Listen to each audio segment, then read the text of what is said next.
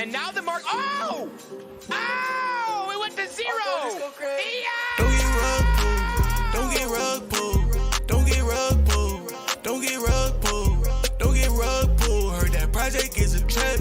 Don't get rug pulled. Everything they say is capped. Don't get rug pulled. Don't get rug pulled. Don't get rug pulled. Don't get rug pulled. Don't get rug pulled. Turn your savings into scraps. Don't get rug pulled. They be plotting on your racks. Whoa, whoa. We gon' know where we at. New USB for my racks. Not slipping, no, I never like. VPN changed the map. He lying, you know that he kept. I know he be hacking. Look at the way I check. The same way I bring racks in. That's the same way I bring racks in. Damn! That's the same way I bring racks in. That's the same way I bring racks in. Don't get rug pulled. Don't get rug pulled. Don't get rug pulled. Don't get rug pulled. Don't get rug pulled. Heard that project is a trap.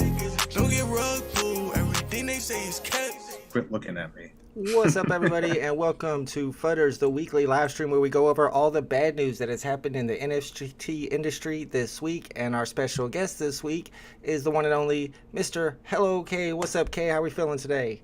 Good, guys. Thanks for having me on. Absolutely. Thanks for being on. We'll get to our co-hosts here, BE and Mo, here in a second. But first, before we get started, I want to introduce everybody to my guest because not everybody knows who Hello K is. He's an OG VeVe YouTuber and collector. And if you haven't followed him on Twitter, he just recently changed his Twitter name up. I was actually watching a live stream the other day and they were looking for you. And I saw your name pop up and they're like, that's not K. And they kept scrolling. They're like, that was K, go back. But since you just changed your name in your profile picture, people aren't sure. So if you're not following him, the link is in the description. Also, he just made a really big announcement that we're going to talk about with his partnership with Coin Bureau, or his employment with Coin Bureau. We'll let him explain it to us. And of course, his YouTube channel, if you're not subscribed to that, that is also linked down in the description below. So, okay, for the people in the chat who don't know anything about you, can you let them know a little bit of your history with VeVe and what you're doing with Coin Bureau now? Yeah, no problem.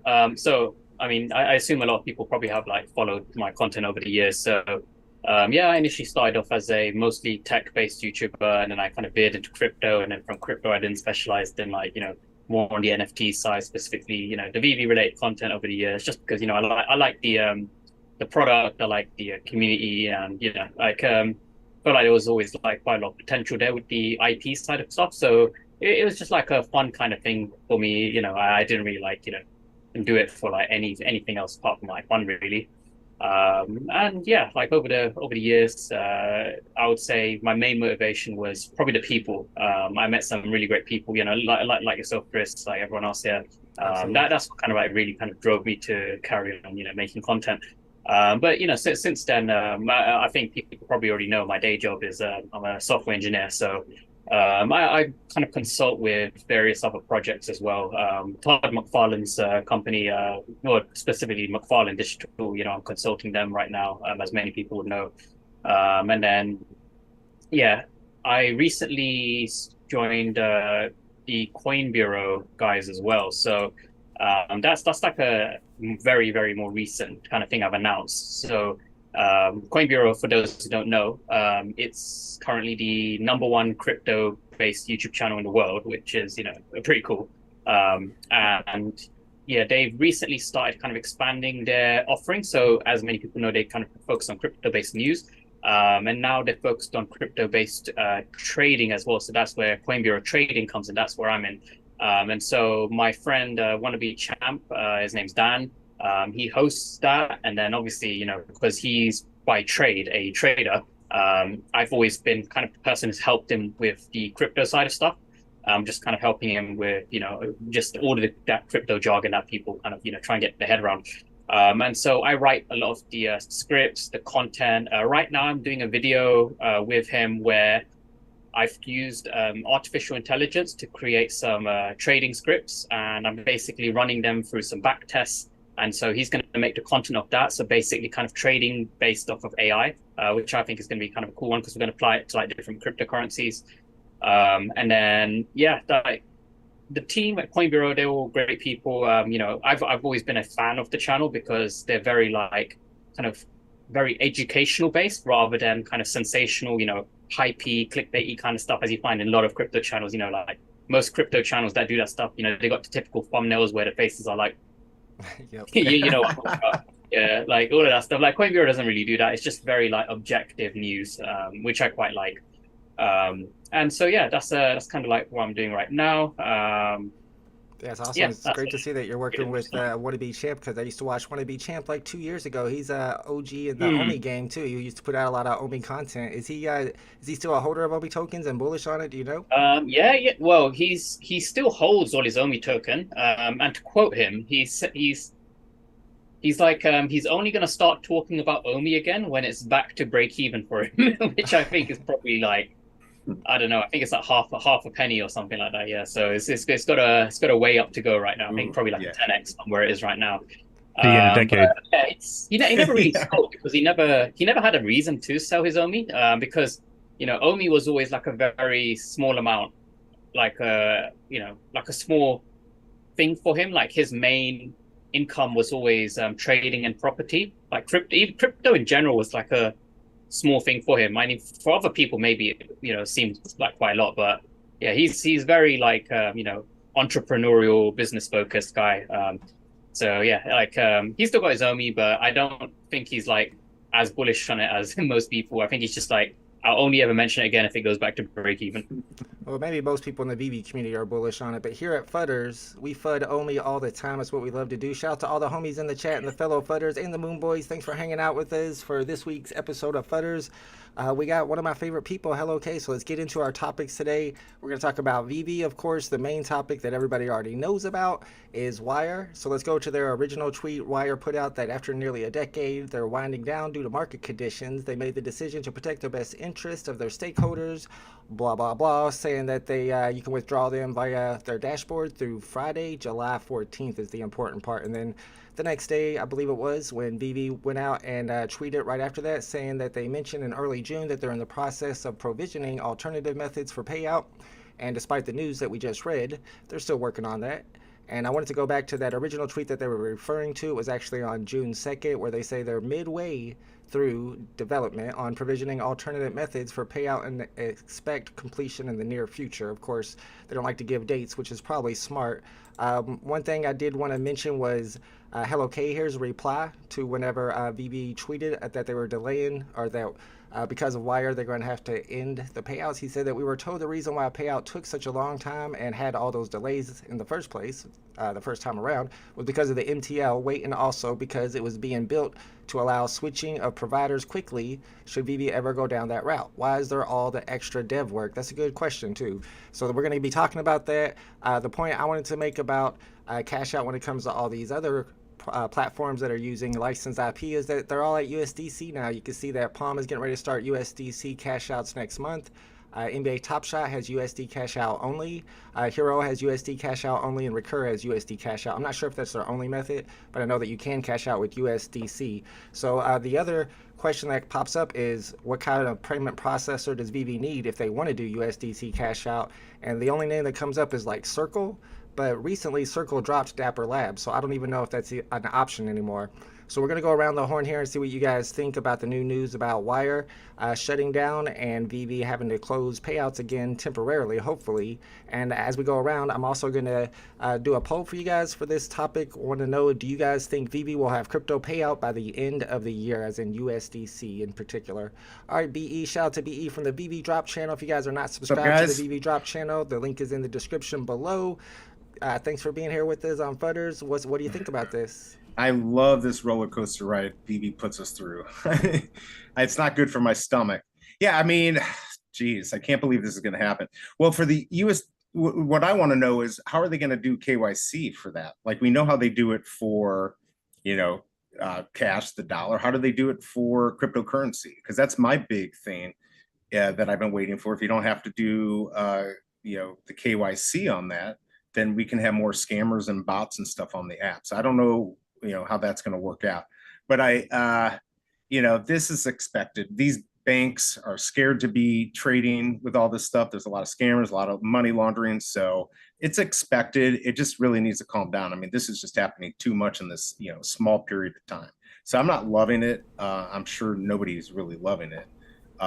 So I guess we're gonna have to see where it goes. Yeah, absolutely. And I do think for USD cash out that you will have to get a payment processor and you will have to KYC. For all these other companies, you have to KYC to cash out USDC with them. I'm pretty sure. I could be wrong. Mo, let us know, Mo. Shout out to MoKnowz. He's our co-host. He's my co-host for Photo Finish Live Horse Racing on Fridays, which we might be switching to Saturday nights now. And he's the voice of Photo Finish Live Horse Racing. What's up, Mo? How are we doing tonight?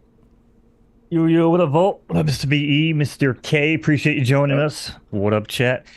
Yeah, man. I don't really know what to make of all this anymore. It's just gonna happen. It's gonna continue to happen. I mean, it's got to be USDC. I didn't even know Recur had USDC. I'm actually a little bit kind of recovering from the shock.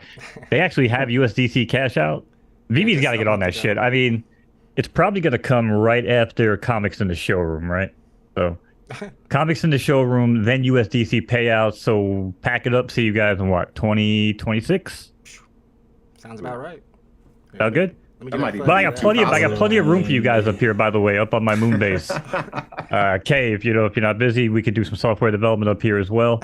If you ever tried coding with zero gravity, man, it's awesome. It's amazing.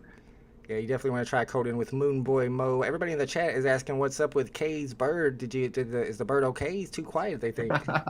What's up, Kay? Yeah, I've actually I think it's because I've had my air filter on and it makes this kind of like humming sound, and so I think because it's been on the whole day, I think my bird is like used to the sound of that now. So whilst we're talking, it kind of like blends in with the sound of the air filter, so it doesn't seem like, you know, it's like anything different. Like I think the birds found a solution for your bird problem. Yeah, maybe I think I just need to leave the air filter on like all the time. Yeah, I want to go back to what you were said to VeVe, where you told them that the reason why payout took such a long time and had all those delays the first time around was because of the MTL wait, and also because it was built to allow switching of providers quickly should VeVe ever go down. So why is there all the extra development work? Do you want to expand on that a little bit and let us know what you think is going on with VeVe over there? Yeah. I mean, it is exactly what it says. I'm just literally re-quoting what the team has said in AMAs, because these are questions that other people and myself have asked, right? So if you go back to payout the first time, it was delayed for like a year. And we asked the questions of what, I mean, I'm sure you remember every single post VeVe did, there was always a few people saying, when payout, when payout, when payout. And the reason that VeVe gave is they literally said, you know, we have to go through the MTL process, and typically an MTL takes like 2 years to acquire. And so that was one of the reasons they said it got delayed. Although that I'm like still confused by, because I assume like it's not VeVe that needs the MTL. I thought it was the payout provider that needs the MTL. That's what I'm still confused about. So why such a long delay trying to get an MTO, like they said? Like I never really truly understood that. Like that, I mean, again, I'm not like a expert on MTLs, but I need someone to explain that to me. But then, you know, the stuff that I do understand, which is the dev side of stuff, they themselves said in an AMA that one of the reasons why it was taking so long is they didn't want to rush kind of integrating one payment provider just to get payout out. What they wanted to do is they wanted to build it in a way where they can very easily swap between providers. Like from a software perspective, I know what they're talking about, but it's very, very common nowadays where if you have a provider for something, you can very easily swap it out. Like they build it in that way where it's scalable. So I was like, okay, that actually makes sense, right? So yeah, fine, take a bit longer, you know, no rush at the time. But now it's like they said at the time they were really delayed with MTL. They were really delayed with payout because of them developing it in a way where the next time they need to swap, it'll be, you know, fairly quick if they need to, and now they need to.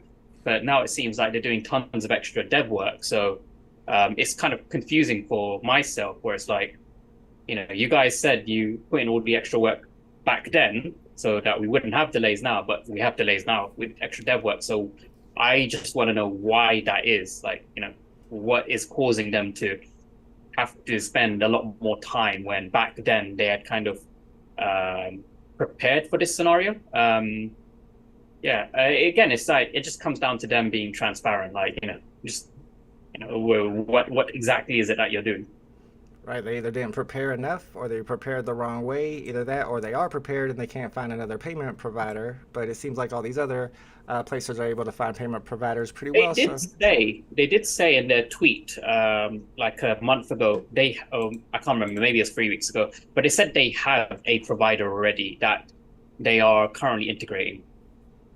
Yeah, it said we're midway through development on provisioning alternate methods for payouts. So that does kind of say that. What was you going to say, BE? I was to say, how long, would it take for like, are you talking days? If they had done the right development, would it have taken days to switch over to a new provider, or it's still going to take months?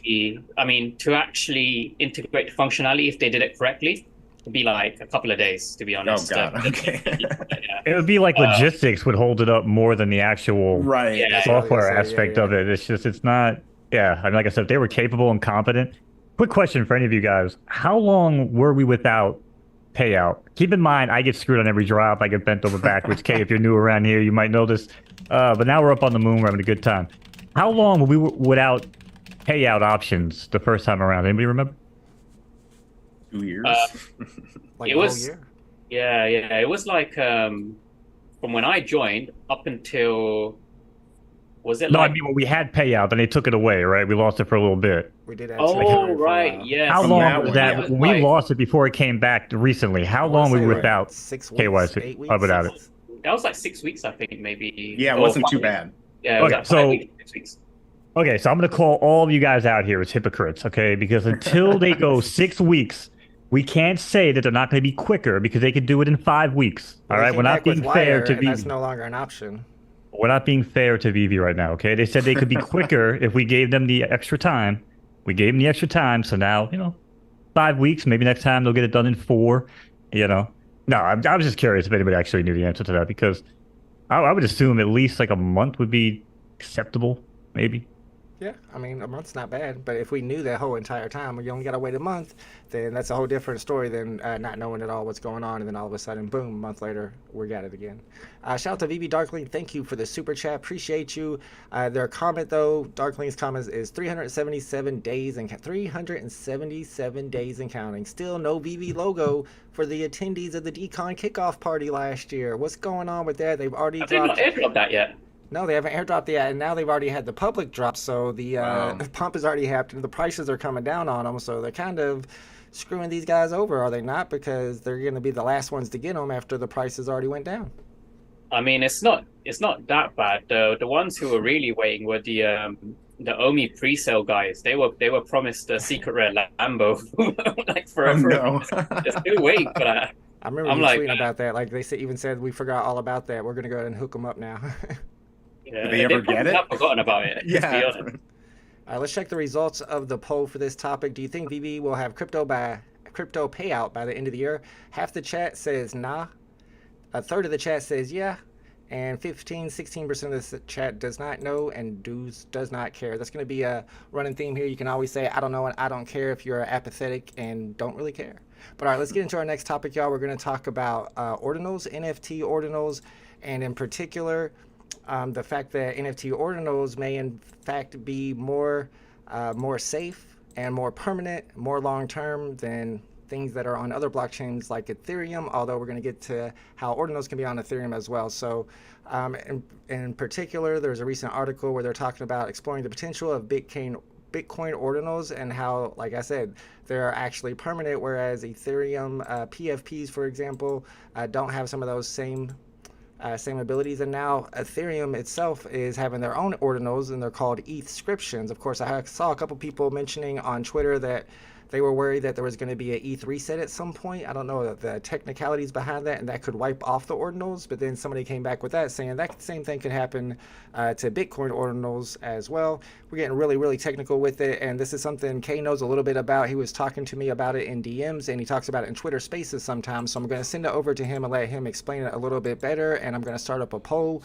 for you guys. And maybe you should wait to hear Kay before you answer, though. The poll is going to be, will Ordinals and inscriptions take over the NFT space? So can you explain it a little bit better than I did, Kay? Yeah, so basically, essentially the whole concept of ordinals. I mean, if for those who don't know, the word ordinal is basically, ordering.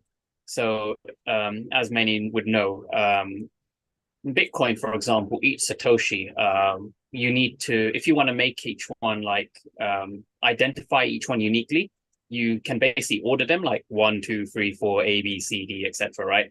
And so ordinals, they're basically kind of ordered Satoshis, and that way you can link each Satoshi to, an image. Most commonly, people use it for. So you have like your Bitcoin frogs, your ordinal punks, whatever else been popping up on ordinals. I can't remember. Pandas. Yeah, Pandas. but go ahead. Sorry, it's a running joke. Go ahead. Sorry. Oh yeah, yeah. So basically, yeah, that's the general gist of it, right? Is you're basically linking an asset to a Satoshi, and that process is known as inscribing. Now, people have been speculating that because it is on Bitcoin, for those who don't know, when it comes to regulation and all of that kind of space, the one chain or the one network and cryptocurrency that kind of is generally 100% free from regulation is Bitcoin. The SEC, they'll go after whatever else. They might even go after Ethereum, to be honest, because that's an actual entity with a company and Vitalik Buterin, etc. But Bitcoin, no one knows to create. There's not really like a proper like company behind it. It's open source.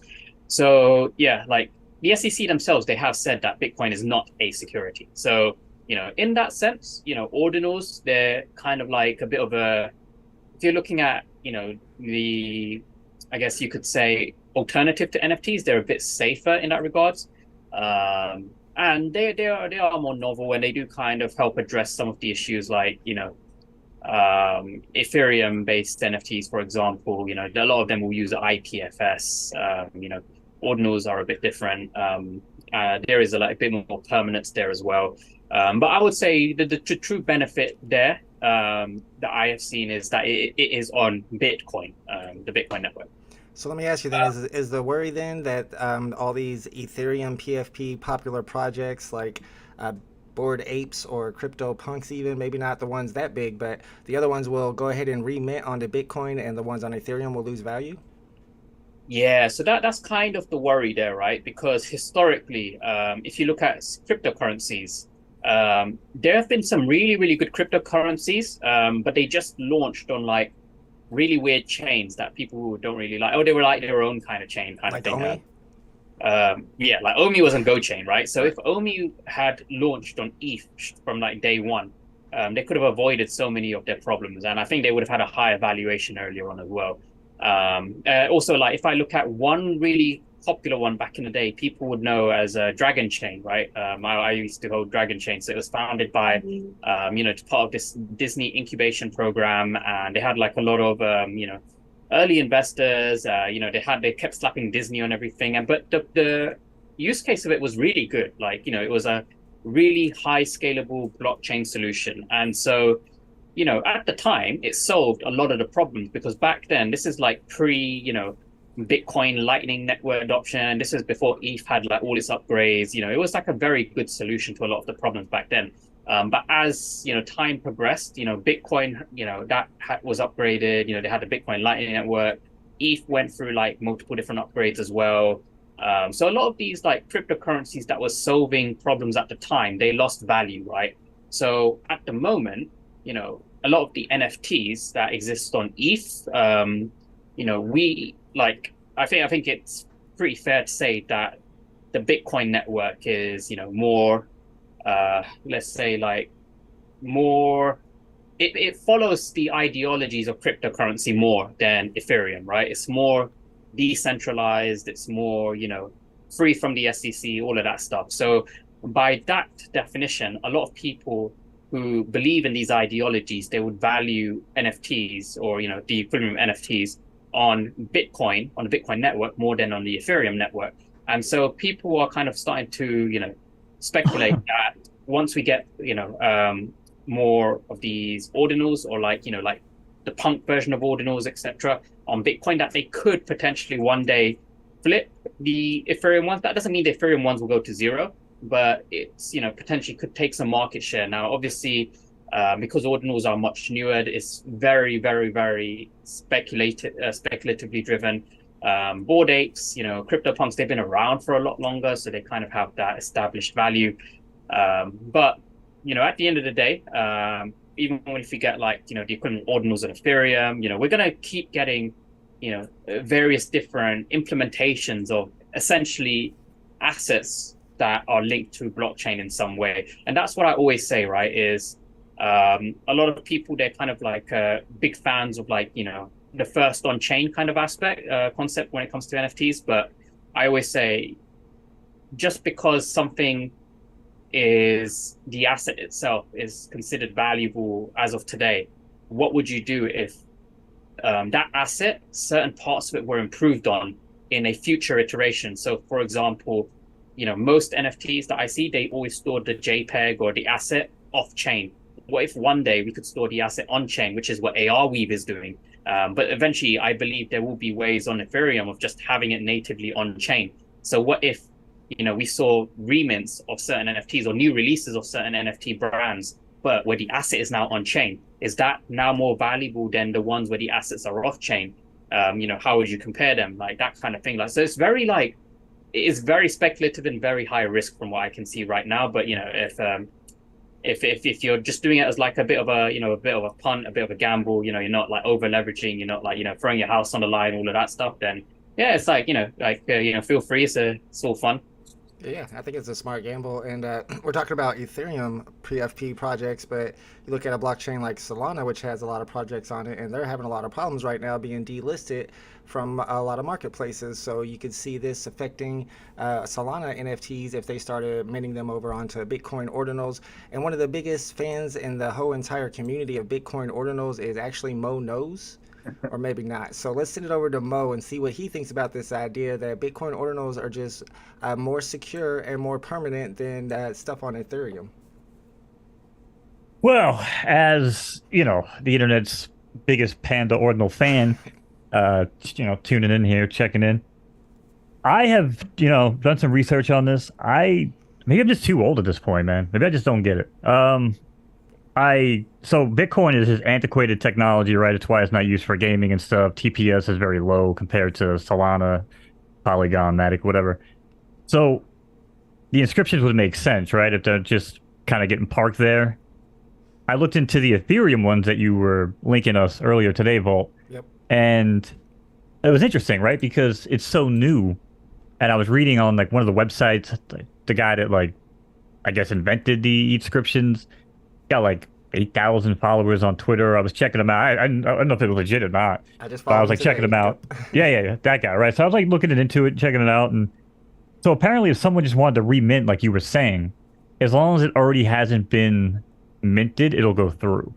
So what does that exactly do for people that are like, for copyrighted stuff? I mean, is there measures in place to take this stuff down?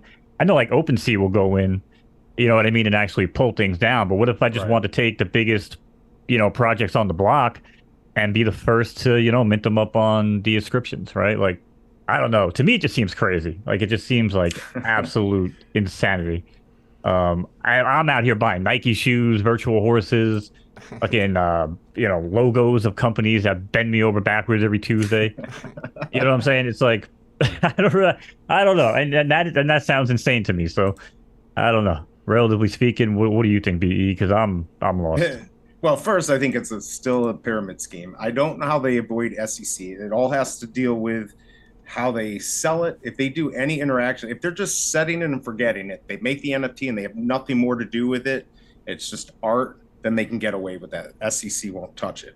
If it's anything more than that, utility and all of that, I don't know how they pass the Howey test. Maybe they can.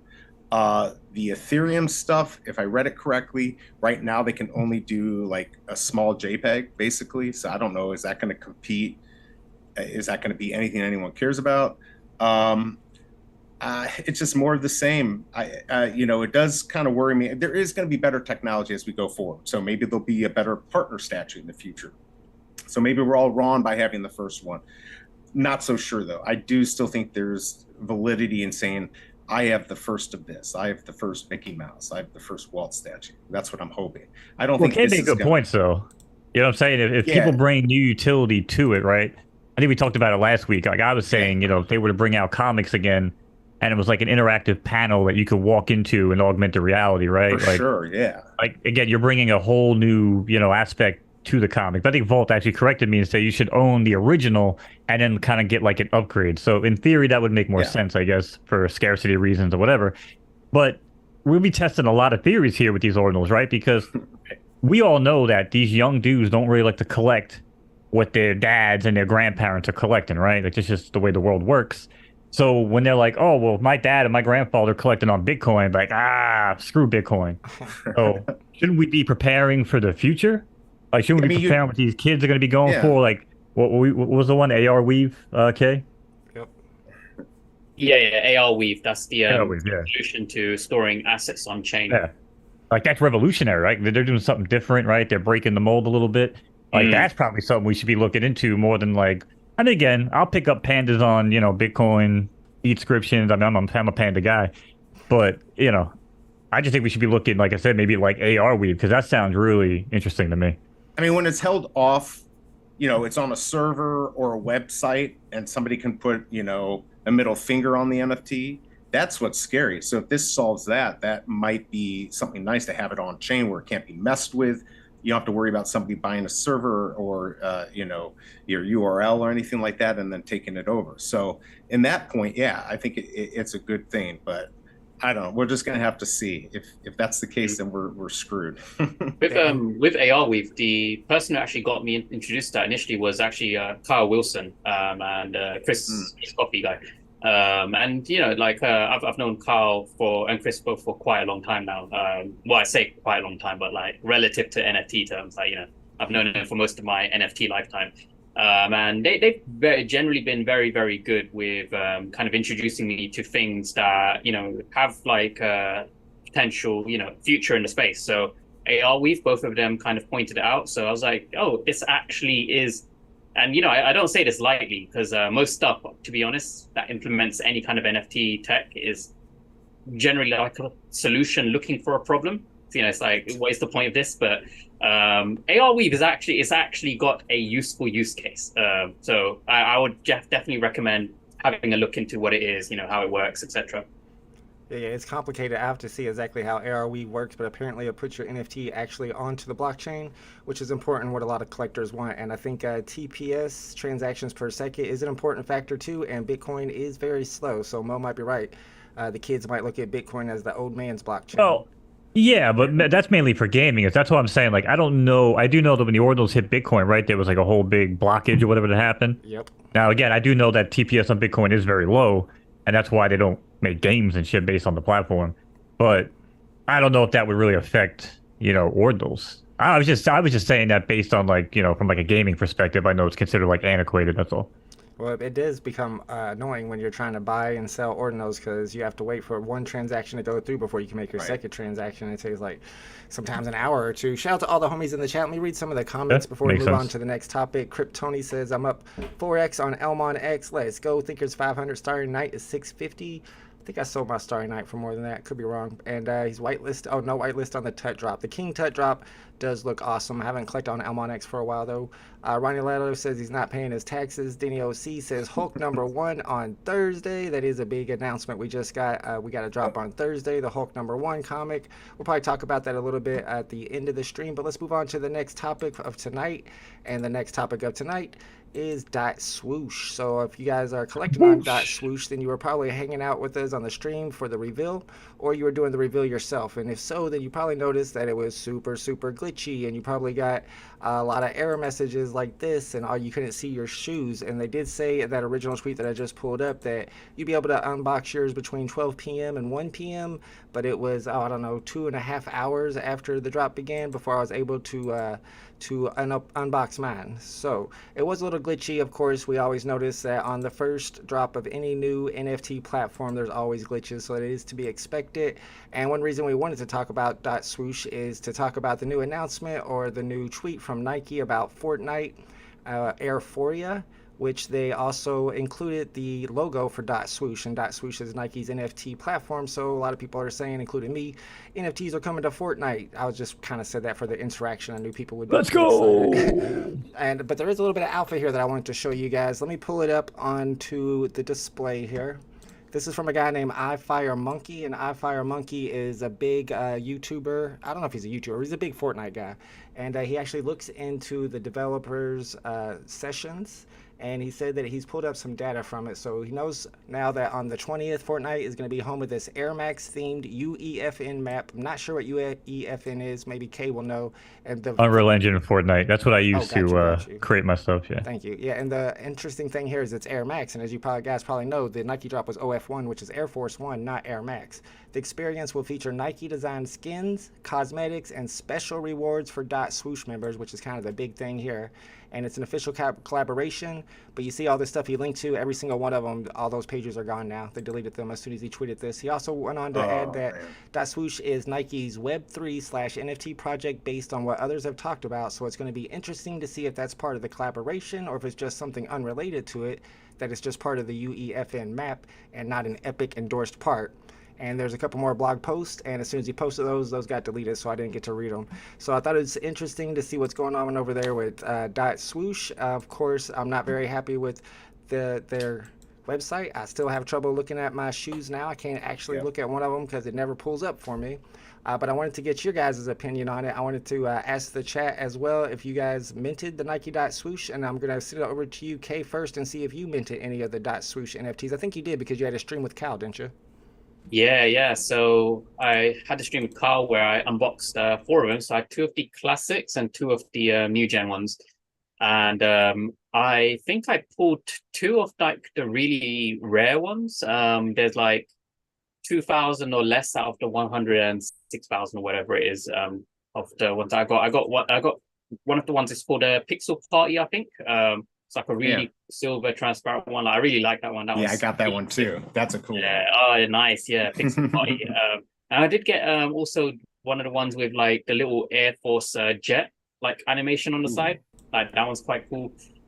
So yeah, I'm for $25. Like I'm really happy with it because for a couple of reasons. Like firstly, they look nice, and it's branded with Nike as well, which is quite cool. But secondly, there's like several different layers of utility on them as well, right? So they've got like the kind of IRL whatever merch kind of utility, but then they've also got like the gaming utility, which is unrevealed right now. But then they do have the 3D asset utility.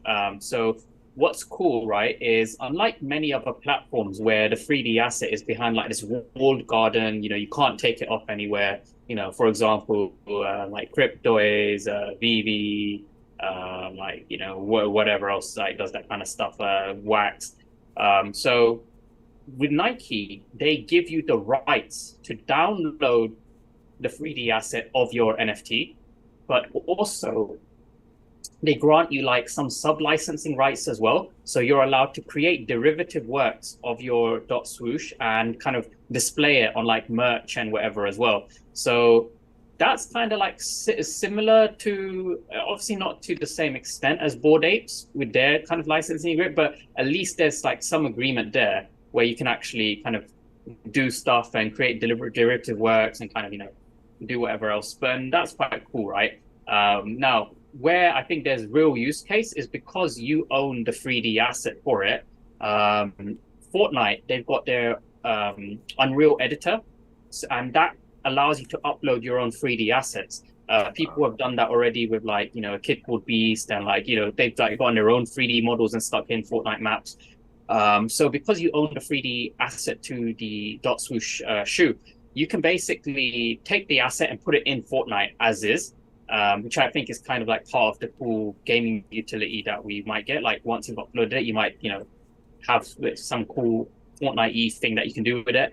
But then also when it comes to like these open source metaverse platforms like Spatial, for example, you can import it into Spatial very easily. And I think what will be really cool is when you start to add scripts to your .Swooshes in a metaverse environment like Spatial. So you could create a script where the .Swoosh shoe functions as a accessory. So it clips onto, any asset like on its feet. So you could have, Batman wearing Nike shoes kind of thing. And it treats it as like shoes because it clips onto his feet. you could like do that kind of stuff in like these spatial kind of environments. So there's a lot of cool potential there. I think the fact that they do actually let you have ownership of the 3D asset, that's a big step forward in the industry. Because I know that some of these kind of companies, they're a bit iffy with like giving you access to the 3D assets. But yeah, I'm very pleased with the value of $25. But yeah, with the website launch, like I wasn't affected by it because I didn't go and try and unbox it straight away. I was like kind of busy during the day, so I was like, I'll probably leave it. Maybe in the evening I'll unbox it. But maybe I might leave it boxed because I know the Gale, he wanted to leave his ones like unboxed. So no, he wanted to leave them boxed. Right. He didn't want to unbox them, so yeah. But in the end, I was like, you know what? I want to open this. It's $25. And it was definitely worth it. Like, yeah, I should have minted more. Yeah, it was definitely worth it. I'm very bullish on what's going on over there. I know Mo is big on Fortnite and building stuff over there in Fortnite. So what do you think about what Kay is saying over here, Mo? What do you think's going on with Fortnite and .swoosh? I mean, there's a lot to unpack there. First and foremost, I actually don't know if we'll ever see Nikes getting scripted onto Batman's feet. If we've learned anything from Rocket League and a ton of other games with crossover IPs, they don't typically allow that. Things like wheels and accessories typically have to stay within the IP. That's usually like in the contract. So yeah, in spatial, you could probably get around that, but I don't know if in like the VeVe-verse or something that depends, I guess, where Nike goes. That's about that. As far as the Fortnite swoosh, that guy said in his tweet that it's not with Epic Games, it's with Unreal Engine Fortnite creator.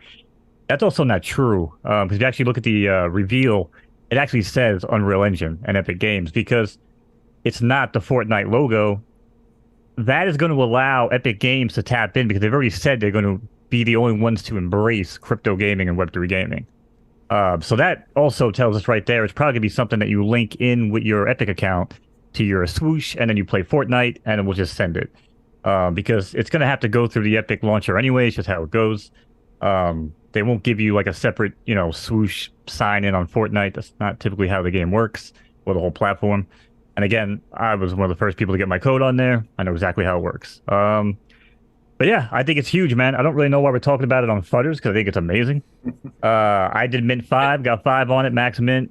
Kept 1 sealed because I kind of agree with Gail on that. I want to keep 1 sealed just in case the market goes crazy looking for the 1-of-1, like the Panini stuff. But yeah, I'm all in on it, man. I'll be buying more. People want to put them on the market. Yeah, I was there. You weren't we were frustrated, man? It was getting wild over there. We were just waiting and trying to get to see what our boxes were. Then they'd open, then they'd disappear, then they get reboxed. Oh my goodness, that's not. No, fun. you were frustrated because me and B got to open right away. Yeah, we got to You had to wait. You got to end the stream, and then they finally let your ass in. That was not very fair. But no, I was frustrated for you, 100%. I want to see what BEC thinks about it as well. Let me check out all the homies in the chat and shout out to Marquez who got the DG Camo Nikes. That's the one I was using in my background. VeVe Darkling got the Independence Days. I think Mo got those as well.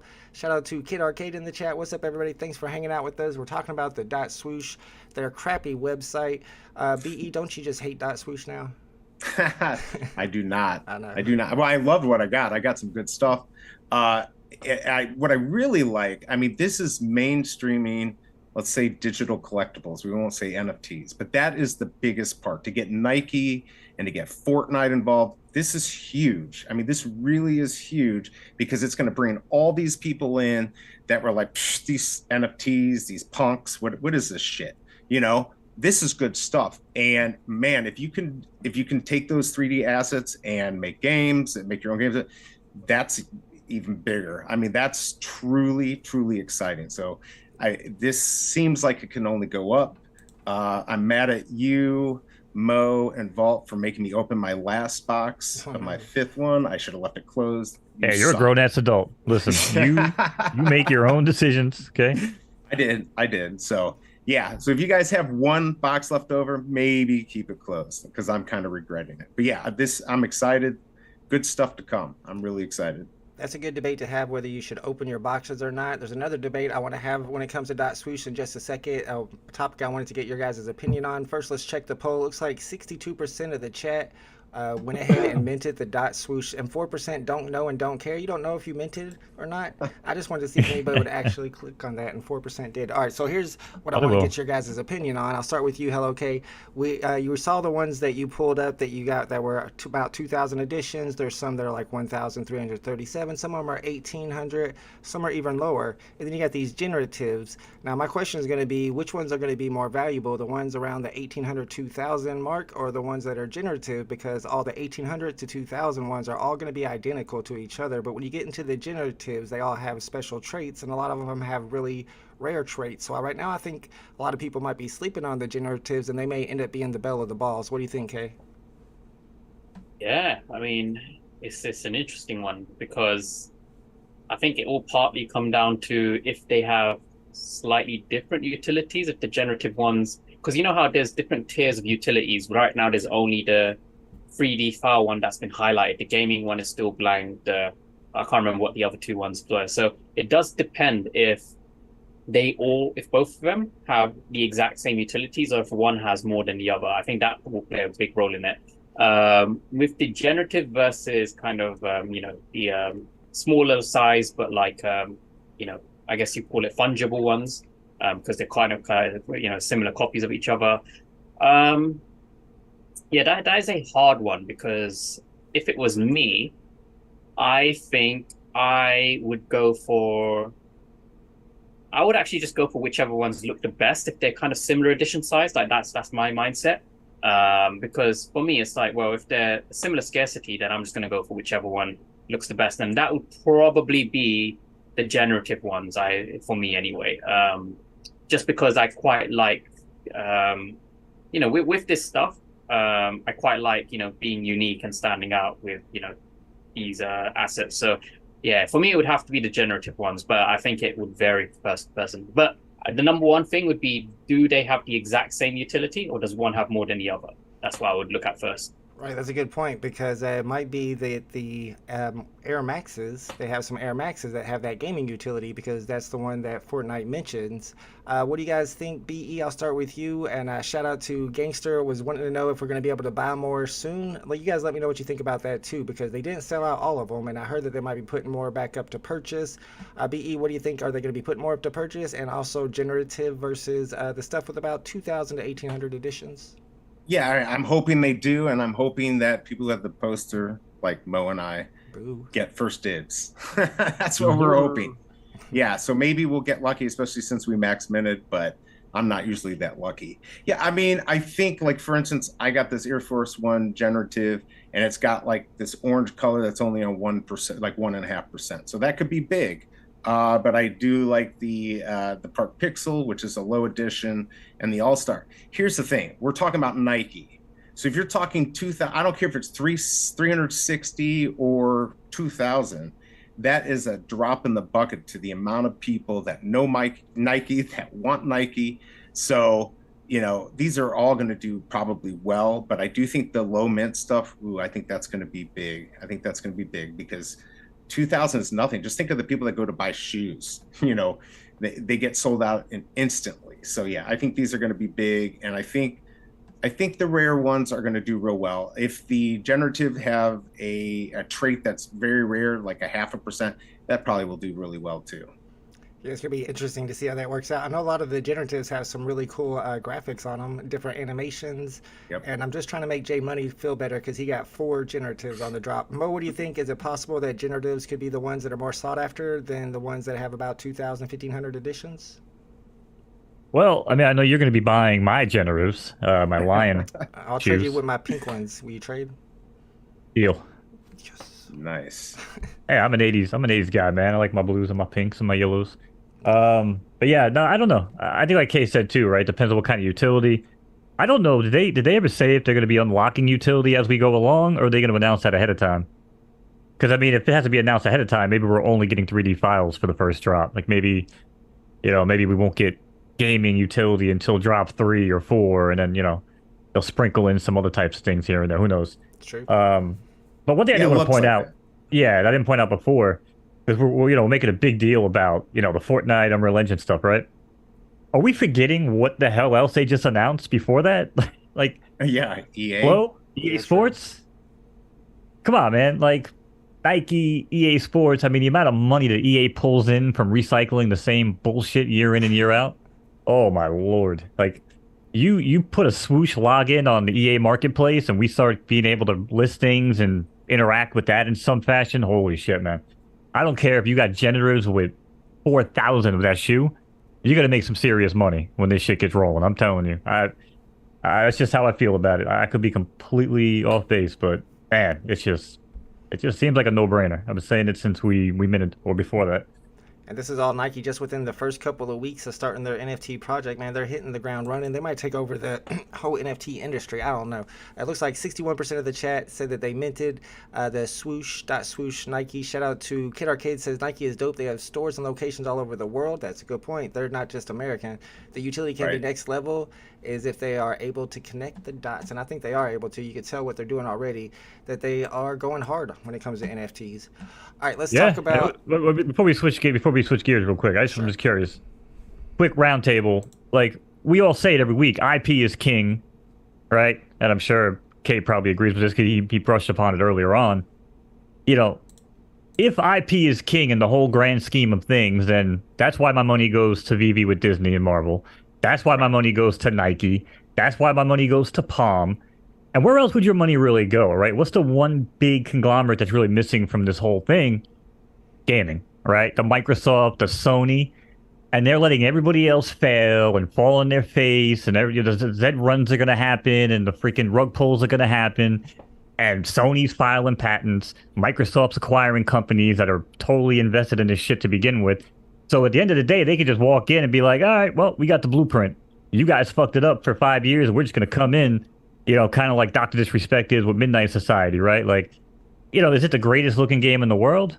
No. But that guy has more pulling power than probably, no offense to anybody out there in the space, but anybody in this space. I mean, that guy with his, you know, content creation reaches an audience that, you know, most NFT creators can only dream of. You know what I'm saying? So when that game succeeds, it opens the door for Microsoft and Sony. So, I mean, is that crazy? Is that like the one missing piece of the puzzle after like Nike and Disney? No, you're right. It's smart that they're going to a well-established game like Fortnite. I always say that it takes like 3 or 4 years to make a AAA style game. So who knows what Sony's working on? They've already getting the patents, so they might have something really cool in the works. I always say GTA, the next GTA, could have NFTs, but I think they ended up announcing that they weren't going to do that. But it seemed like after they announced that they were considering doing that. So, I mean, it's going to happen. Maybe the next GTA, you're going to have NFTs to play, and your cars are going to be NFTs. Who knows? We're moving in the right direction, though, for sure.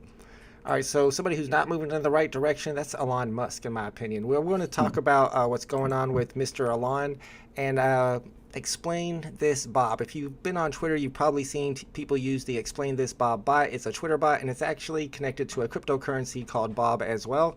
And recently, let's see, Twitter has decided to no longer allow people to use their API for free. They're going to be charging for $5,000 per month, and a bot like Explain This Bob uses that free API.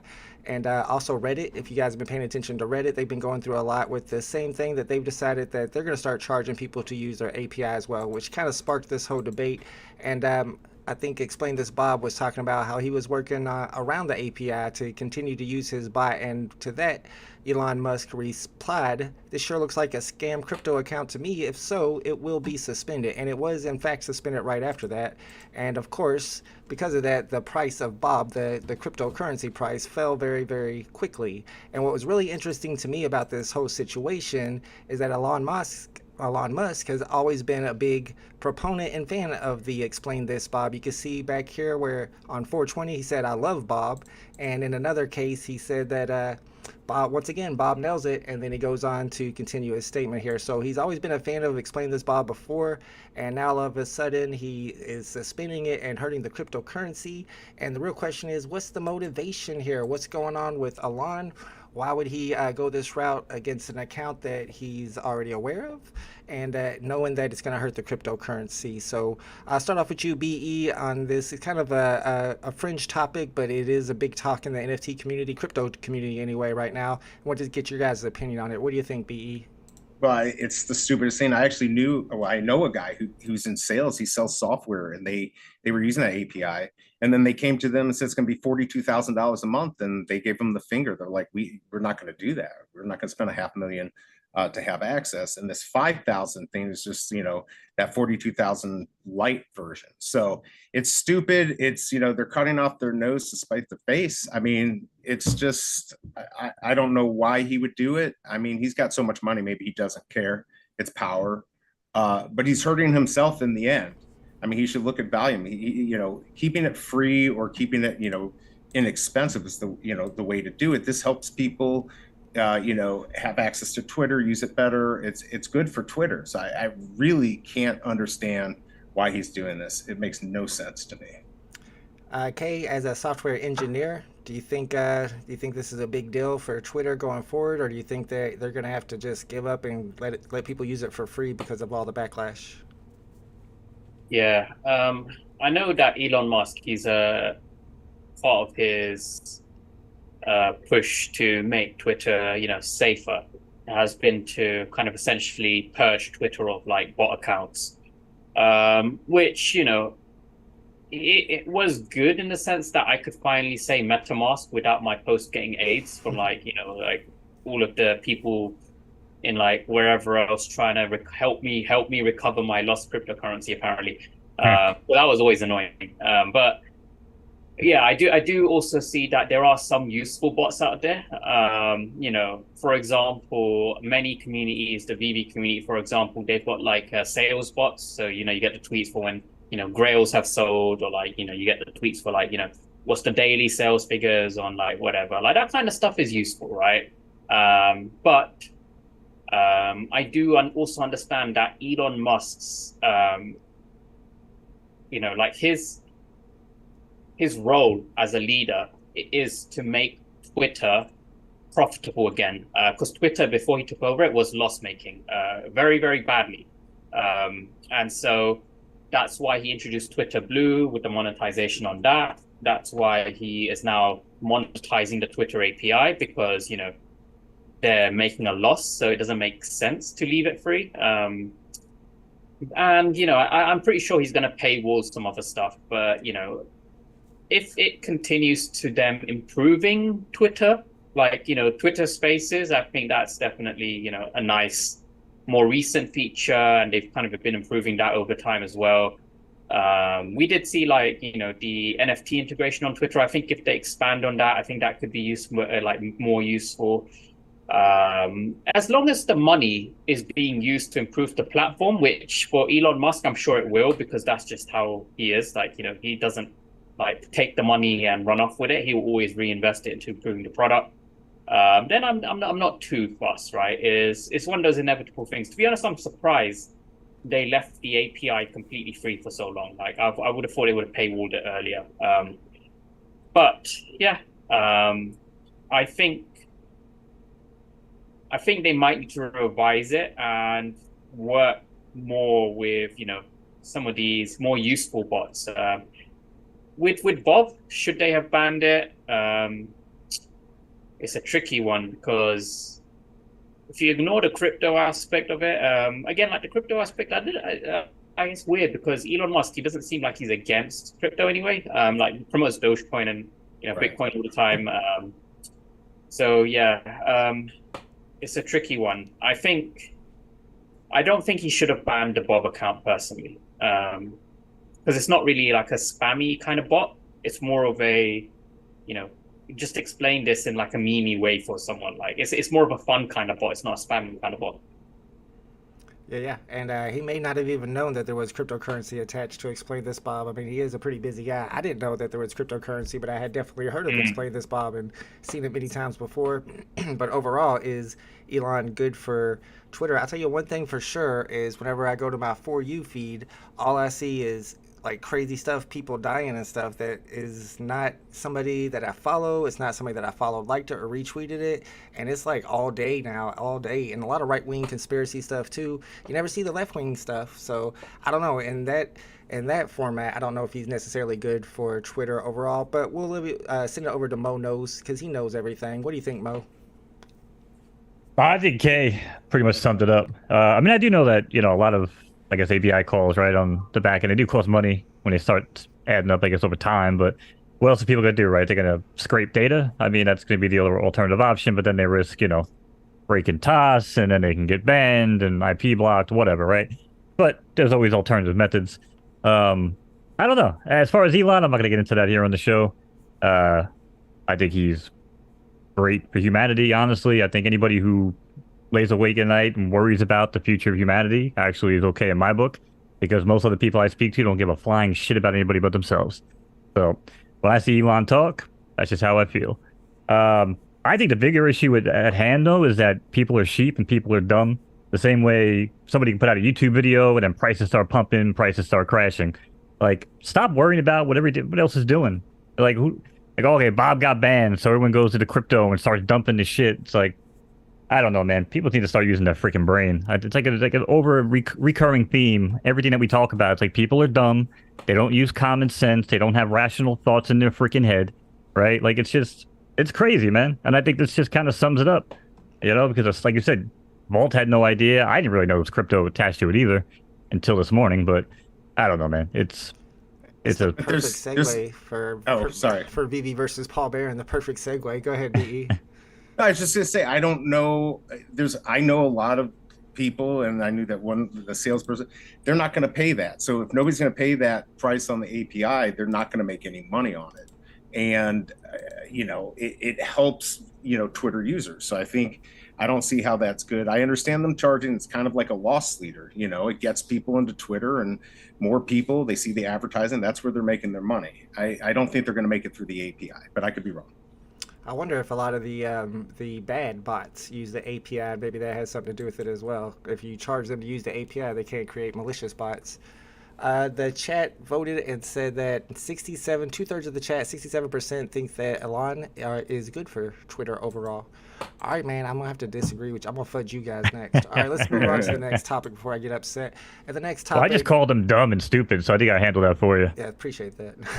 The next topic I didn't mean it, chat. I'm sorry. Take me back. Is about our good friend, Mr. Paul Barron, who we seem to talk about a lot these days on FUDDERS. If you don't know about Paul Barron, he runs the Paul Barron Network YouTube channel, which has, I think, over 300,000 subscribers, and is live every day. It does a lot of great content, but his Twitter, not so great. Recently, he put out this tweet talking about the data when it appeared on the day that Cryptoids had their Star Wars drop, and he's putting out these numbers of 800,000 plus created accounts, 1 million plus active accounts, 3 million plus transactions, and that got a lot of people upset in the VeVe community. So I thought it would be fun to go through and look at some of the responses to that tweet, and then we're going to try to figure out if Paul Barron's right or not. So first, let's get in here and look at some of the responses to Paul Barron's tweet. I was going to screenshot them, but there were so many good ones. VeVe Press, ha ha ha, bro, are you smoking crack? Let's see. Oh, there's so many good of them. Let's see. And this one is a good one right here. DB Crypto, who's a big fan of crypto, he's like, it makes sense because the project's amazing. AP Bulldog thought it was a clown. 30K drop. It was a 30K edition drop and 4 million transactions. We're going to talk about that. So it's kind of a little bit flooding the VeVe community here about how upset they got about it, and do they even know what they're talking about. Now, of course, if Paul Barron is way off on his numbers, then maybe they were right to get upset. But if Paul Barron's correct and you got these many people getting so upset about this, then it kind of makes the VeVe community look bad. So there's one video that I posted on Twitter of just a normal, typical transaction, a typical couple minutes or a couple seconds on the flow scan when you're looking at flow chart. And you can see that each one of those, it says like 20 or 30 transactions in each one. And we were talking to Kay about this a little bit, about what constitutes a transaction on the flow chain and if Paul Barron's claims were correct. So since you're a software engineer, Kay, you know a little bit about this stuff, I'll send it to you first and just let me know, is Paul Barron telling the truth? Is it possible that there were that many accounts created and that many transactions on the day of the Star Wars drop on Cryptoids? Yeah, so I think I'll start off by saying, I think a lot of people misinterpreted his tweet. That's what it looked like, right? Because a lot of people made the assumption that Paul Barron was talking about exclusively Cryptoids on Flow, as in Cryptoys, had 1 million active accounts and 4 million transactions, whereas he was talking specifically about the Flow blockchain. And so from that perspective, he's not wrong. He was correct. Like, that is what the Flow blockchain had at that time. And you have to remember, Flow isn't just exclusively Cryptoys. They have so many platforms. Like, one of the biggest ones is NBA Top Shots, which, even though people say it's dead, like, that was the first NFT platform I got into. It still has like tons of users on it. And, and it's one of those ones where a lot of the stuff nowadays is like relatively cheap. So people will like, trade like, very, very cheaply, like, 10 things for like, few bucks or whatever. Like, there's still an active collecting community on NBA Top Shots, right? And that's just one platform out of many on Flow. So he was talking about the Flow blockchain had 1 million active accounts on that in that time frame, which he is correct. It did. So nothing to be upset about there. He did preface by saying it is difficult to tell, which I agree with. It is difficult to tell that. He said it appears Cryptoys might have been, a major causing factor. Now, I always go and say, correlation doesn't necessarily mean causation, right? So just because on that period there was a huge spike in the number of transactions and accounts created, coincidentally, it was also on that same weekend that Cryptoys did their drop. Was it because of Cryptoys? And the real answer to that is we just don't know. That is the answer. Was there some other drop or some other special event on one of these many other platforms on Flow that led to it? We just don't know. I think it's fair to state that the Cryptoys launch with just how much hype they generated with their the influencer marketing. I know they had iJustine, who is kind of like second place when it comes to her and VeVe vote, but she's still relatively popular. Like they did very well on their influencer-based marketing, and it did generate a lot of interest. So yes, it's fair to say that they definitely must have caused a good chunk of that spike. But was it solely Cryptoys? We just do not know. So I don't think there's anything to get upset about there when it comes to the validity in Paul's statement. Like, he's correct. Those were the numbers on the Flow blockchain, not on Cryptoys. Right. But it was a little bit kind of the wording. I would say it's not 100% like Paul to blame there. Like, it does kind of read a little bit like he's insinuating that Cryptoys caused that big spike when we don't know, but he did also say it's difficult to tell. So if someone's interpreting Paul's tweet as this is Paul stating that Cryptoys has 1 million active users, I don't blame Paul there. Like, Paul's not responsible for the way that people interpret things. If you can't read properly, that's your problem. That's not Paul's problem. Because I read it perfectly fine, right? Like, I was like, okay, I get what he's saying. Like, the wording could be a little bit more like explicit. I think this might be maybe Paul just not knowing the audience that well. He could have made it more explicit, but I understood it. Other people did. Some people they just misread it. So that's on them. But yeah, I personally would say we just do not know.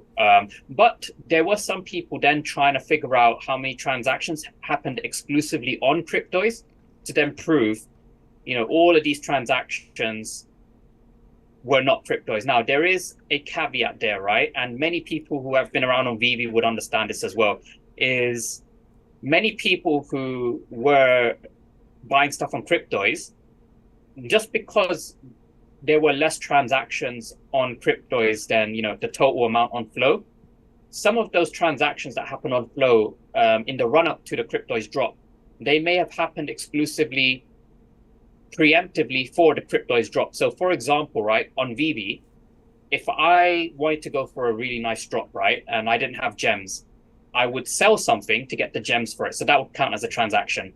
Now, what I normally think about is, what if I get the drop, but then I go for a rebound and I could get a rebound as well? So then what I'll end up doing is I'll not only just sell the one thing to get gems for the drop, I'll then sell a second item to try and get money for the rebound.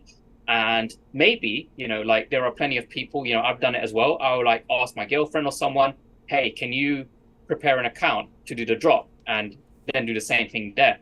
Now, hypothetically, if the drop, I click it, I get it, everyone else gets it, we see that it's not sold out, I'll just choose, I'll just reevaluate and be, maybe it's actually not worth going for the drop on the rebound and whatnot, because it doesn't seem that popular. Then I'll just choose not to transact.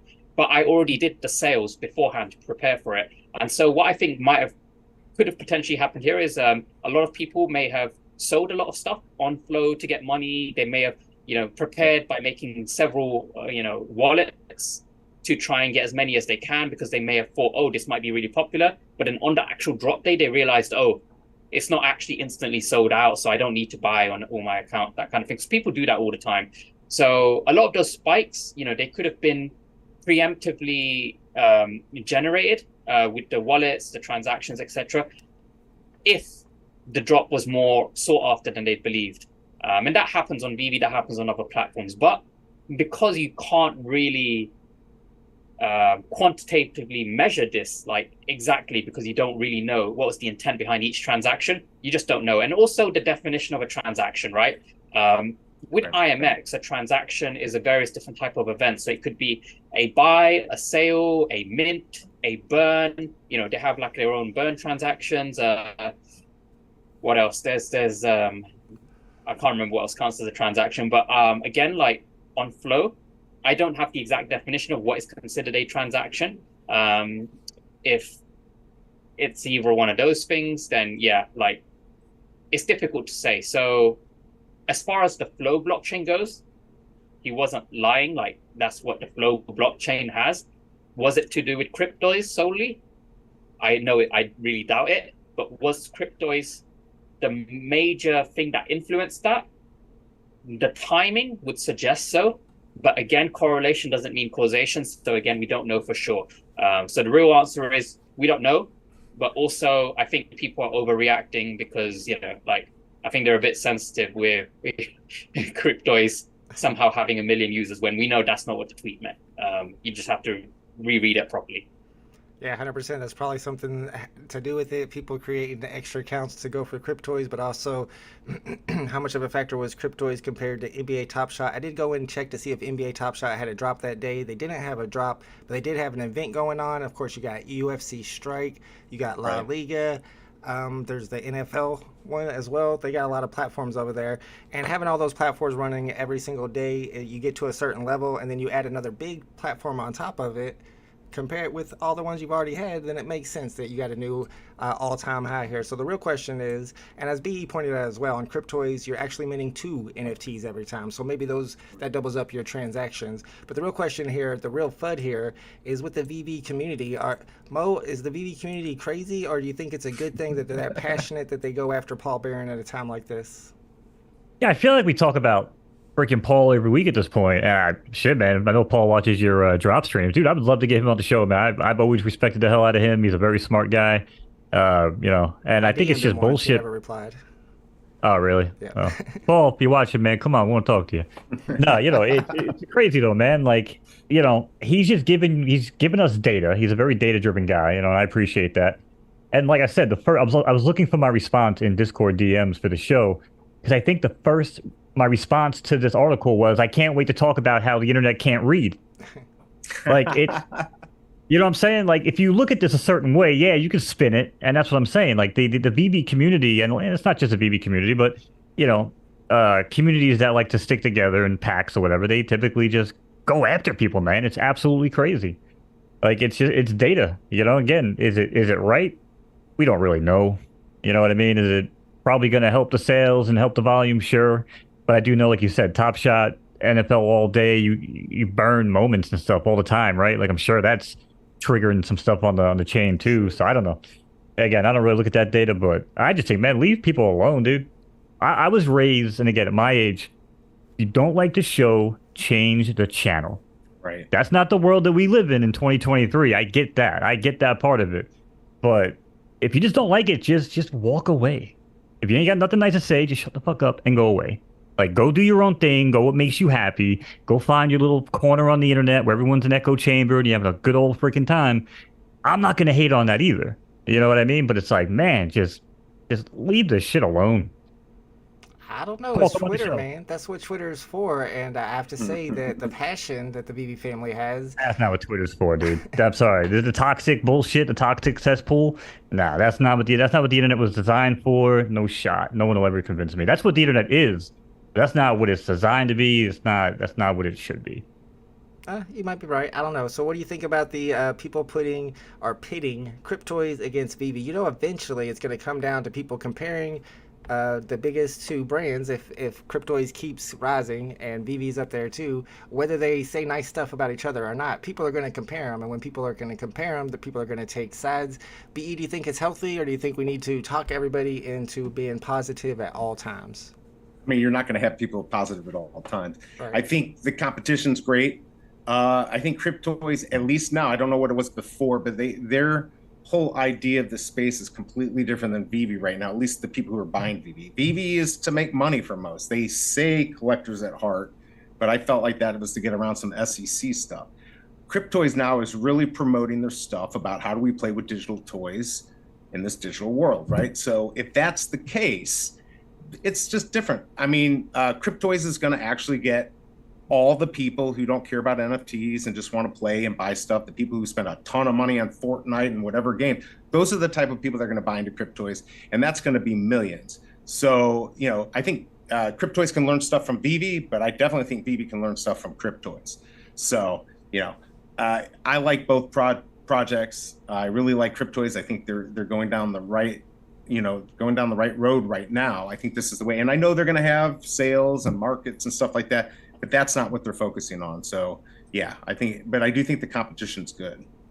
Yeah, I agree, and I think that Cryptoys is actually pushing VeVe to do certain things. They just announced on my collectibles channel that they're going to be doing a ambassador program now, which they've been talking about for a couple years. But all it took was Cryptoys to start their ambassador program, and now VeVe is kicking in. And now when Cryptoys starts their mini games, maybe VeVe is going to be kicking in to get the VeVeverse going so that they can compete as well, so they don't steal all their market share, of course. So I think competition is great. I don't think people should freak out too much about it. But Paul Barron, he's kind of a troll. I think he might be engagement farming a little bit. He knows what he does. He knows what he's doing, but he's good at what he does. And like I said, if you it's not even Paul Barron tweeting that. It's his producers. They're engagement farming, guys, and they're doing a good job. And you're falling right for it. I enjoy it. I enjoy the show. We're talking about it now, so keep on falling for it. Keep on engagement farming. That's what the NFT space is all about, right? All right, I mean, I just want to add like one thing with the cryptos, because I was focusing more on Paul rather than cryptos. But I will add, right, is it wasn't Cryptoys making these statements. Like, they've been very, very professional, like very positive. They've never said anything negative about any other platform. Like, right. And I will say also that their CEO, Will, he's like one of the most pleasant people to talk to. He reached out to me day one and he said, you know what, you can use this as like a direct line just to like reach out to me for anything. Like I've watched your YouTube stuff. I've seen you around for a while. You're like a really nice, cool person to like, interact with. And that was like really humbling for me, like, because So he just straight up lied to you, huh? He said you were a nice guy. Yeah. I'm just kidding. It's really cool when like the CEO of a project reaches out to you. Now, that's not the really cool thing, right? Is one day I just messaged him, and I was because I was working on some stuff with McFarlane as well, and so I thought, oh, you know what, like this is something that Cryptoys could also do, and I just spoke to him, right? Because I know that they're doing a mobile app as well, and it was really cool, right? Because I gave him like this idea of essentially I wanted to give them like some suggestions on how to add value with the most minimum amount of dev effort required. So, what's the minimum amount of stuff you can change to add the most value? And I saw that they were going to do AR. So, because I've worked with AR, VR myself, I was like, here's some easy things you can do. You can use these packages to add native video recording and saving. You could add effects to the video recording, like, kind of like how you have Snapchat filters. You could have the filter in the mobile app, so like snowing in the background and stuff, so you can create scenes with snow.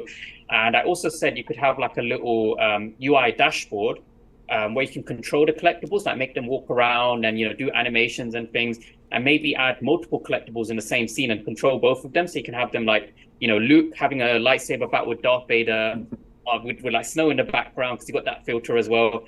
And he really loved the idea, and literally he said, oh, I'm gonna literally put it straight into my production team right now, like all these ideas, and try and see what we can do. And within 3 weeks, he posted a video of a demo of all the stuff I spoke to him about. I was like, freaking hell, like this guy wasn't trolling. Like he literally took the ideas, went straight to his dev team, his production team, and they created a demo of it, and it looks really cool. And I was like, okay, this guy's literally proof to me he's not here just to like, you know, gaslight people and say, oh yes, we're going to do this and that, and they just don't do it. Like he literally did it. So I think from that perspective, they're super like hungry, they're pragmatic, they're super positive, and you know, like they I think will definitely do things that the community wants. If people want something, they will do it. That's what I can tell. So, you know, kudos to them. Like I was very impressed by how fast they whipped together a demo of like all these features. It was literally in a matter of weeks. So yeah, shout out to them. Yeah, they're definitely on the ball. I like Will a lot too. He did the same thing with me. He sent me a DM as soon as they started tweeting about their project. VeVe Darklink had the same experience. Mr. Planet Profit has a really good question here for you. I think VeVe just announced that they are hiring a blockchain team. What do you think about that, Kay? What do you think that consists of? Yeah, I actually spoke about this on Cabell's stream actually. So So I don't want this to come across like negatively, right? But I've been in VeVe for a long time. By a long time, I mean like you know, more than 2 years. And I was around in that period when when we were like really like, you know, begging them for exchanges. Like, you know, it was after the Uniswap thing. They said, you know, we've got like 3-4 exchanges coming in April, and it didn't happen. And then they announced, you know, we hear you about the exchanges, so we've hired a tokenomics and exchange expert. They announced it. You can go back on the Telegram, you can type in, you know, exchange expert, and there's tons of posts by Reese and, you know, people talking about it in there. And I remember from the AMAs as well, right? And so they really like kind of marketed this exchange expert dude. And in the end, nothing really happened. Like, we didn't see any exchanges from that.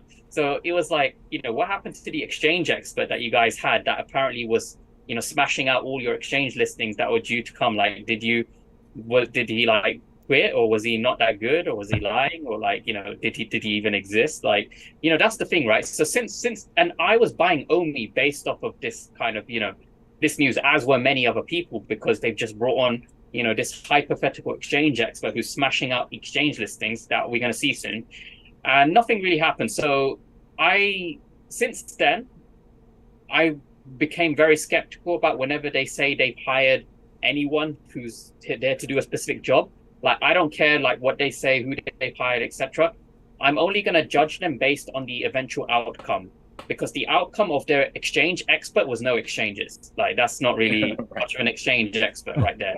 Well, they were protecting us, though, right? Remember, David said they were protecting us from the fallout of the exchanges and the SEC, right? Like, yeah, that was Papa Bear wrapping his arms around us as a community. You know, the collectors at heart, right, holding us nice and tight. You know, that's kind of what was going on there. Yeah, I mean, I heard that's one of David Yu's most prized collectibles. He's got a crystal ball that can see into the future. So, that's the thing, right? Is if they said they've got a blockchain team. Firstly, I don't know how big that team is. I don't know who's in that team. I don't know what the purpose of that team is.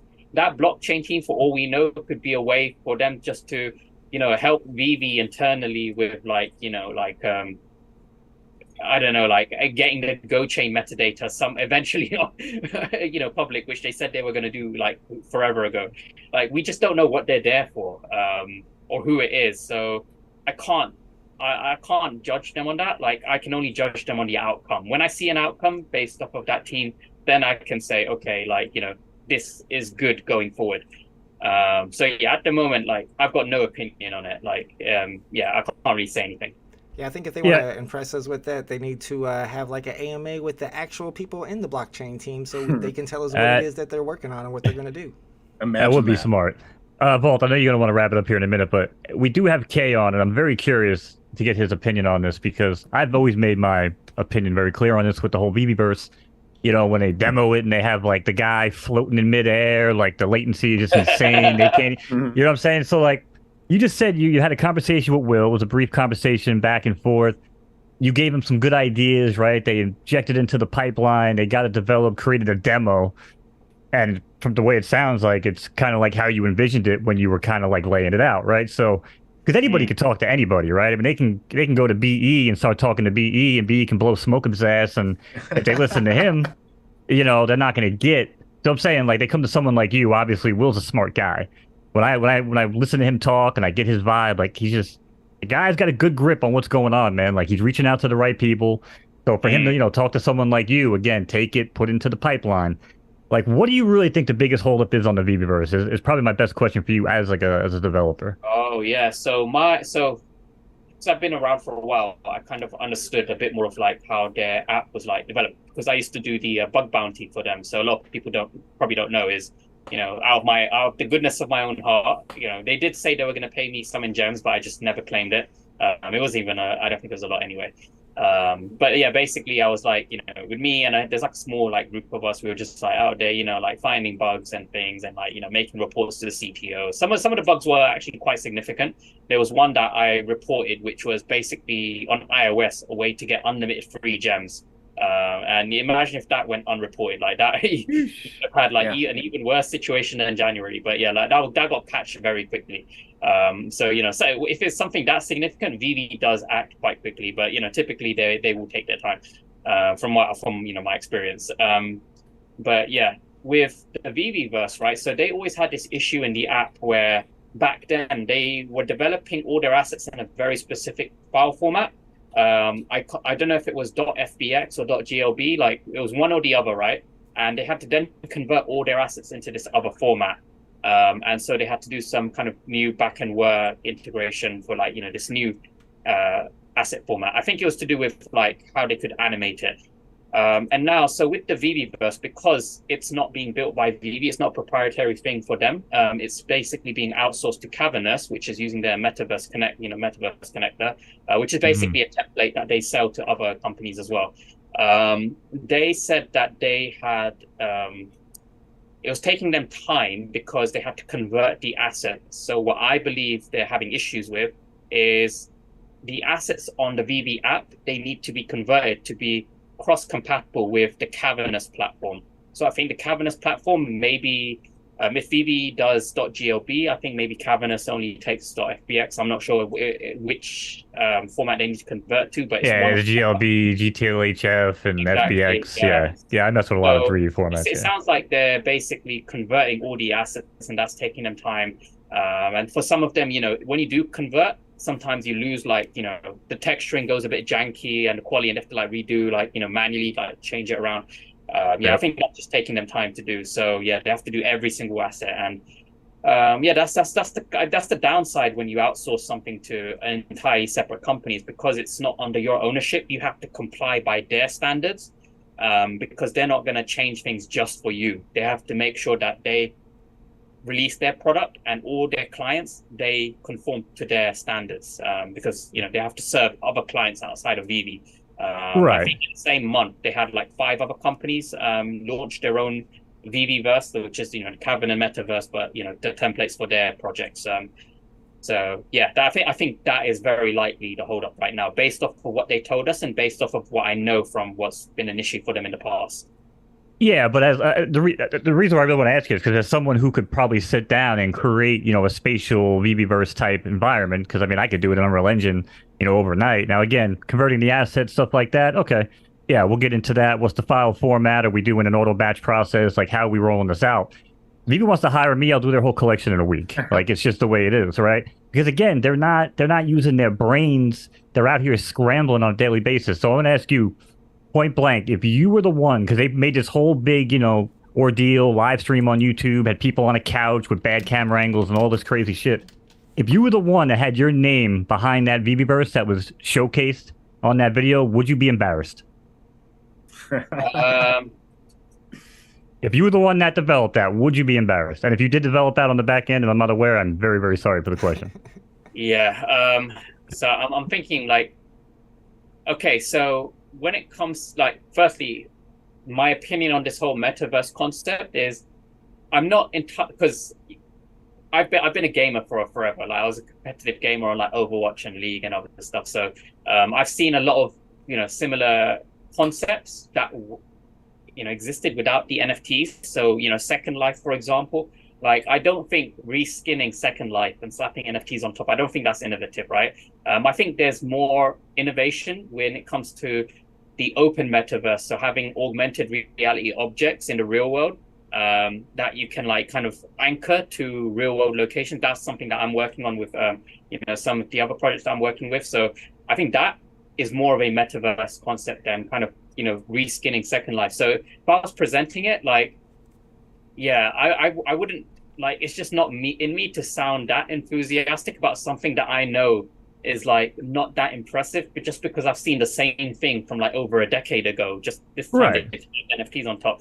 But that's what I'm saying. It was nothing innovative. If it was innovative, some of the packages, things that you're talking about, it would make sense if it was a bare, empty world, kind of like Cryptoys gave us, right? At least they're giving us something to be interactive with our collective NFTs. That's why I wanted to ask you, because I feel like someone like you, with your background and the type of work that you do, I feel like someone like you would be like, there's no shot I'm going to let you guys showcase this on a live stream where I'm trying to have people in the video walk by and they're flickering through because they don't understand basic, network, how to send network information, through, I guess what, a Unity on that? I don't even know what their development kit is, but, for me, it's Unreal Engine, so. The thing that they showcased really were features of Unreal Engine. That's what they really showcased, because what they were showing was, we can host an instance on a cloud server. That's literally just, feature of Unreal, cloud hosting Unreal. We can stream. That's literally, a feature of Unreal. We have particle effects. That is a built-in feature of Unreal Engine. We have spatial sound. That is, again, a built-in feature of the game engine. They're not showcasing things that are unique to the VeVe verse. They're showcasing stuff that is built into Unreal. So that was so when people were amazed by it, I'm not really amazed by it, because this is all stuff that any project on Unreal would have by default. So exactly, that's what I try to tell people. They look at me like I'm crazy. They're like, "No, I don't know, man. I don't know if you could make that overnight." I'm like, "Dude, give me 3 pre-made packages.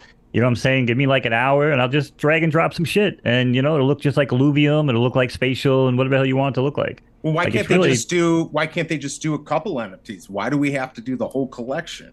We already have these cars that race. Why can't we just? I mean, let's go back to Cryptoys. We can't do our Star Wars stuff. They're working on it now, but they put out something for their other NFTs. They just need to get something out there. Just get us something. Let us race a car. Let me go up in the up balloon. Whatever. That's why people are wondering why it's taking so long. But I do think the fact that they're repurposing, reformatting their collectibles to this cavernous format gives the opportunity for interoperability with other cavernous platforms in the future, which could come in handy if Cavernous makes any other good platforms in the future. Who knows what they're working on, though. You make the future sound like such a great fucking place. You know that?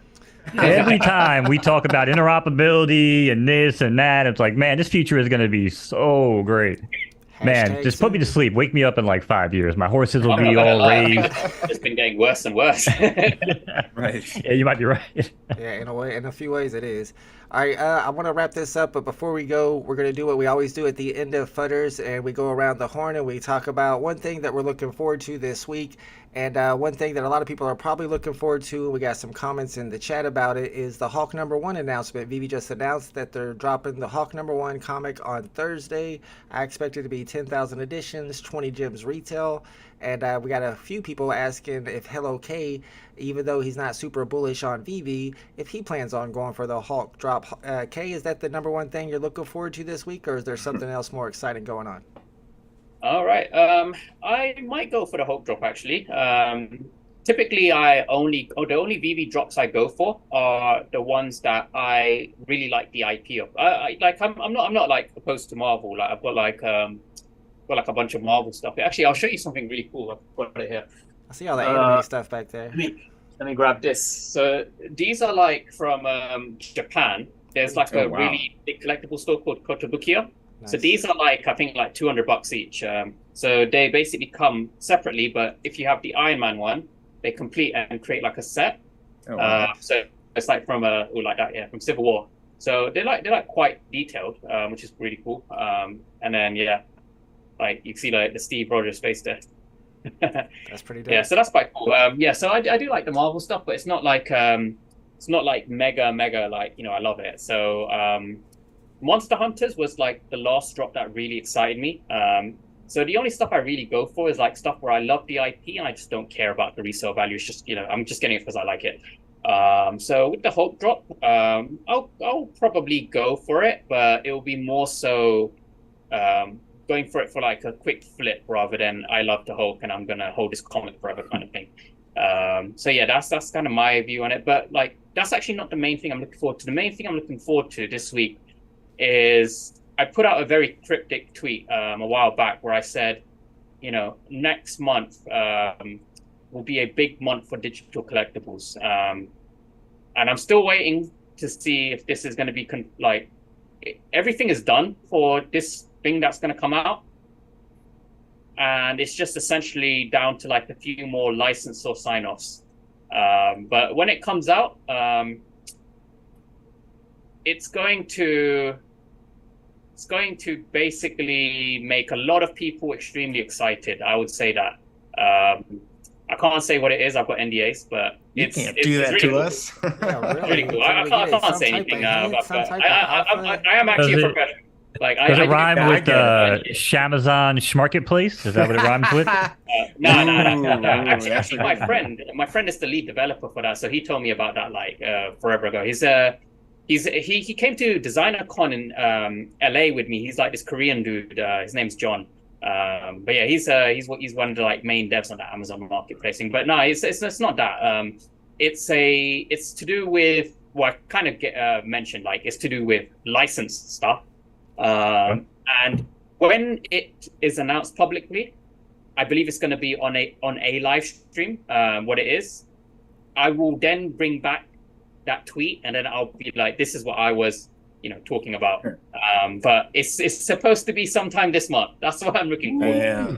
You can't do that to us. Wait, can you give us a 10-minute warning or something before they do it? I'll give you a warning. I'll be like, "Yo, guys, this is the thing I was talking about. It's about to be announced. Let's go. You know, join the stream. It's gonna be worth it." If I had to guess, I would guess Blizzard or World of Warcraft on McFarlane NFTs. That's just going to be my guess right there. BE, what in particular are you looking forward to on this week when it comes to NFTs? Means. Oh, well, you say NFTs. First, you know, obviously, I'm getting married this week. I finally found somebody who would have me. I met her on blinders.com. So, congrats. Yeah, it took a while to find somebody who would have me. She's blind, and it worked out perfectly. So, but yeah, I'm definitely looking forward to the Hulk. As far as since I just found that out pretty much right before, probably keep one, probably flip like 20 of them. Yeah, so I'm excited about that. That's what I'm looking forward to. But yeah, the wedding for sure. Or I'll get in trouble if I don't say that. Yeah, the wedding has to be number one, of course. Yeah. And I know you're going to be doing a lot of flipping on Thursday because this is going to be a big drop. What about you, Mo? You're not a big VeVe fan, so what are you looking forward to this week? We love VeVe. We love VeVe around here. What are you talking about, man? We're gonna get the whole comic. We're gonna sign up. I'm probably not gonna get in. Probably won't be waitlist, right? Because comics aren't. Yeah, it won't be. Yeah, I don't know. I guess I'm looking forward to Hulk. I'm looking forward to moving photo finish to Saturday night. Because Friday night, for anybody who gives a damn, was tricky because, you know, prime time with the Thursday show now, 24-hour cooldown, but starting next week, we're going to be moving to a 48-hour cooldown, which is going to put a lot of horses in weird predicaments for Friday night. So people I spoke to said they race Friday, or they race Thursday, and they race Saturday for the big races, which kind of put us in a bad spot on Friday night trying to stream a show. So we're going to move it back to Saturdays, if I understand that correct. Right, Volt? That's the plan. That's confirmed? Lab, Okay. NFT horse racing on the Solana blockchain. Saturday night racing with me and MoKnowz. We'll usually get live around 6 or 7 p.m. Just keep an eye on my Twitter to see what time we're going live. It'll depend on the race card, how many races there are. All right, man. Shout out to Hello K for a great stream as being a great guest on FUDDERS. Appreciate you, bro. Shout out to BE and Mo. Great job as well on the co-hosting. And shout out to all the homies in the chat. Thank you for hanging out with us. Special shout out for VeVe Darkwing with 2 super chats tonight. We appreciate you, bro. Thank you, guys. Thank you, all you FUDDERS and Moon Boys. And we'll see you on the next one. Later. Thanks, guys. Peace. Peace.